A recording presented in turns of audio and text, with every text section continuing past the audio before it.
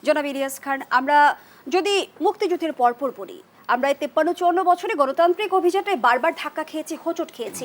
তারপরেও আমাদের রাজনৈতিক দলগুলোর রাজনীতি থেকে বা ভুল থেকে শিক্ষা কেন নেয়নি? সেই জায়গা থেকেই যে 24-এর গণ অভ্যুত্থান, তারা শিক্ষা নেবে কি? আমি আশা করতে চাই যে নিশ্চয়ই নিবে। আপনি যেটা বলেছেন যে স্বাধীনতার বয়স 54 বছর, বারবার গণতন্ত্র বিভিন্নভাবে হত্যা হয়েছে, যেমন 75 সালে হয়েছিল, এবং খুব দুর্ভাগ্যজনকভাবে গণতন্ত্রের শব্দাবরণে এটি কিন্তু আওয়ামী লীগই সবসময় করেছে। যেমন একদলে বাকশাল ব্যবস্থা করেছিল, সেখানে কোনো গণতন্ত্র ছিল না। তারপরে আমাদের 4টা নির্বাচন বাংলাদেশে মোটামুটি সুস্থ হয়েছে বলা হয়, এবং আন্তর্জাতিক মহলে একটা গ্রহণযোগ্যতা পেয়েছে। তত্ত্বাবধায়ক সরকারের অধীনে যে নির্বাচনগুলো হয়েছিল, সেই নির্বাচনগুলো সেই ব্যবস্থা কিন্তু বাতিল করলো এই আওয়ামী লীগ সরকার, নিশ্চয়ই আমাদের মনে আছে, এবং গণতন্ত্রকে হত্যা করেছে। আপনি একটি কথা বলেছেন, রাজ্যকে ভেবে বলেছেন যে আমরা কেন নামতে পারিনি। এক ধরনের ভয়ের সংস্কৃতি গড়ে তোলা হয়েছিল। এই যে টকশোতে আসি, আমার শ্বশুর ফোন করতেন, আমার বড় ভাই ফোন করতেন যে টকশোতে এত কথা বলার দরকার নেই, গুম হয়ে যেতে পারে যে কোনো সময়। এরকম একটা ভয়ের সংস্কৃতি সর্বত্র গড়ে তোলা হয়েছে। চার দোকানে যদি কেউ আওয়ামী লীগের বিরুদ্ধে কথা বলতো বা বলতে চাইতো, যেমন দ্রব্যমূল্য নিয়ে অনেকে বলতে চাইতো, পাশের লোকটি বলতো যে না কিছু বলিস না, কোনো ক্ষতি হয়ে যেতে পারে। এটা একটা সর্বব্যাপী এবং সমস্ত প্রতিষ্ঠানগুলোকে ধ্বংস করে দেওয়া হয়েছে। এবং শাপলা চত্বরে হেফাজতের যে হত্যাকাণ্ড, তারপরে আমরা দেখেছি অধিকার সেটি নিয়ে একটা রিপোর্ট করেছিল, এই জন্য অধিকারে কিন্তু আমরা দেখেছি। হ্যাঁ, এবং শাপলা চত্বরে যে কত মানুষ হত্যা করা হয়েছে আমরা কিন্তু জানিনি।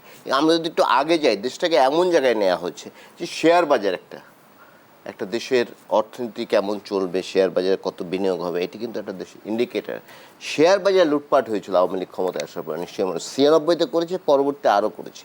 সেটি নিয়ে ইব্রাহিম খালেদ সাহেবকে দিয়ে একটা তদন্ত কমিটি গঠন করা হয়েছিল, কিন্তু সেই তদন্ত কমিটির রিপোর্ট কিন্তু কোনোদিন ওপেনে আসে না। বিডিআর বিদ্রোহের কথা আপনি বলেছেন,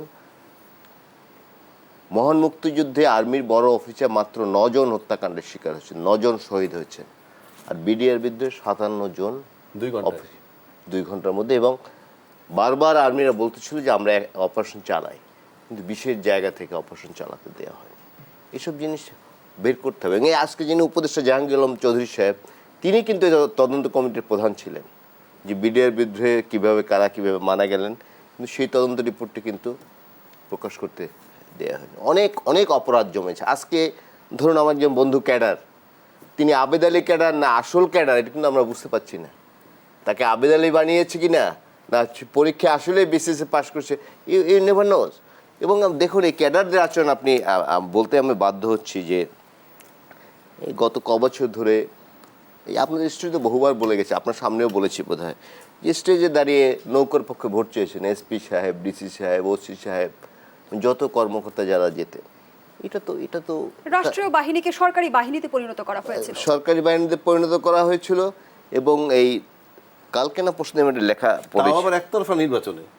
তো আমি এই সুযোগে একটি কথা বলে রাখতে চাই, পরে ভুলে যাব। 14, 18 এবং 24 সালে জাতির সাথে যে প্রতারণা করা হয়েছে নির্বাচনের নামে, এই নির্বাচন অবৈধ ঘোষণা করতে হবে। আমি জানি না সরকার পক্ষে কোনো উদ্যোগ নেওয়ার সুযোগ আছে কিনা, কারণ জনগণের কোনো ভোট না নিয়ে, আমার প্রার্থী বাছাইয়ের সুযোগ না দিয়ে নির্বাচন নামে প্রহসন করা হয়েছে। এবং এই দুর্বিনীত শাসন 16.5 বছর টিকে রেখেছে, বাংলাদেশের মানুষকে অত্যাচার নির্যাতন চালিয়েছে, দুর্নীতির মৎসব চালিয়েছে।